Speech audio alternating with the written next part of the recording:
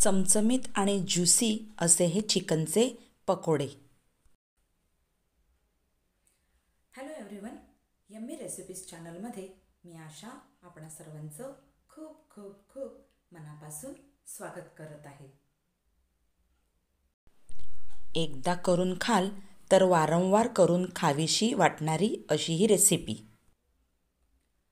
आज आपण चिकनचे पकोडे बनवून घेऊया। चला तर हे चिकनचे पकोडे बनवायचे कसे ते आता आपण पाहून घेऊया। चिकनचे पकोडे बनवून घेण्यासाठी बोनलेस चिकन घ्यायला लागतं।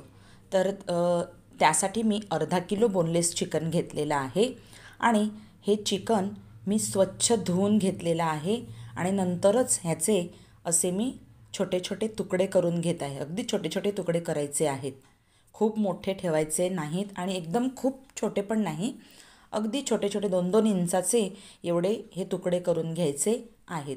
आता हे केलेले तुकडे मी एका बाउलमध्ये घालून घेत आहे, म्हणजे जेणेकरून आपल्याला यात सगळे मसाले घालता येतील। तर मी मसाले घातलेले आहेत। काश्मीरी मिरची पावडर मी 2 टीस्पून घेतलेला आहे, जिरे पावडर घेतले मी अर्धा टीस्पून, धणे पावडर आहे 1 टीस्पून,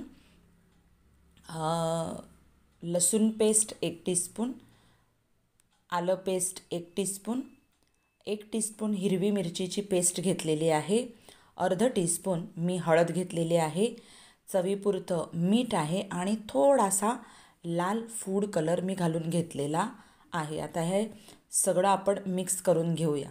यात मी थोडासा लिंबाचा रससुद्धा घालून घेतलेला आहे। एका लिंबाचा हा रस आहे तो मी घातलेला आहे आणि सगळे इन्ग्रेडियंट्स मी एकजीव करून घेत आहे। छान असे मिक्स करून घ्यायचे आहेत।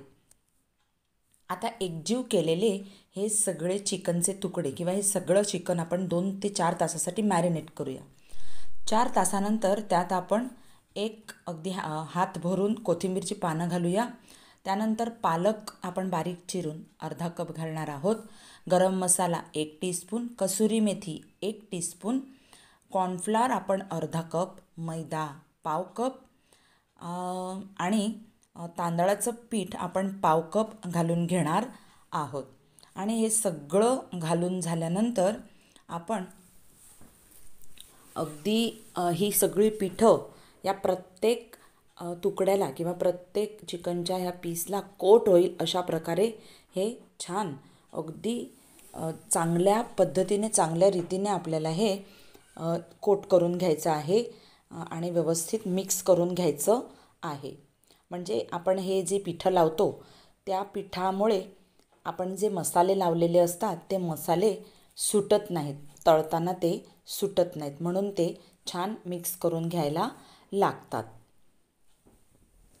आता मी तुम्हाला अंड्याचं सांगायला विसरले होते, मी त्यात अंडही घातलेलं आहे आणि आता मी 1 टेबलस्पून इतकं तेल घालून घेतलेलं आहे। तेल घाला किंवा मग तुमच्या इच्छेप्रमाणे तुम्ही तूप घातलं किंवा बटर घातलं तरी चालेल आणि ते तेलही मी एकजीव करून घेतलेलं आहे।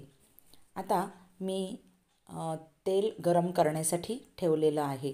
ते कडकडीत गरम झाल्यानंतर एक एक तुकडा असा घेऊन आपण ते तेलामध्ये एकदम कडकडीत झालेल्या तेलामध्ये आपण हे तुकडे एक एक करून सोडून घेणार आहोत।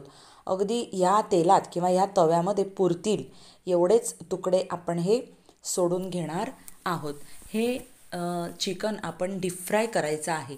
इथे आपण शॅलो फ्राय वगैरे करायचं नाही, कारण पकोडे आहेत ना, तर ते पकोडे आपल्याला डीप फ्रायच करायला लागतील।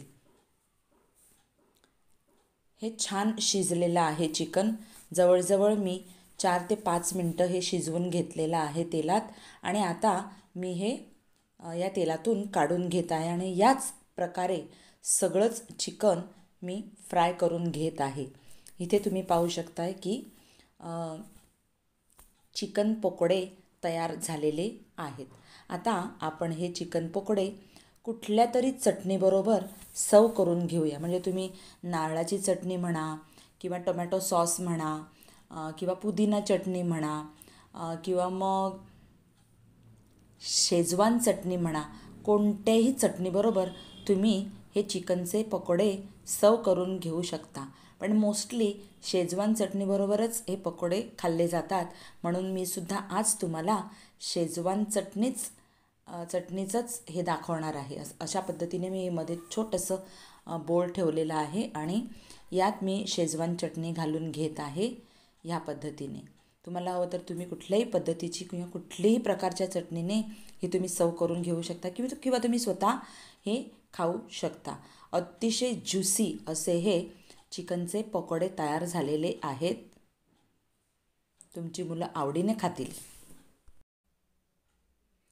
आणि माझी ही जर रेसिपी तुम्हाला आवडली तर मात्र नक्की लाईक करा, शेअर करा, कमेंट करा आणि सबस्क्राईब करा.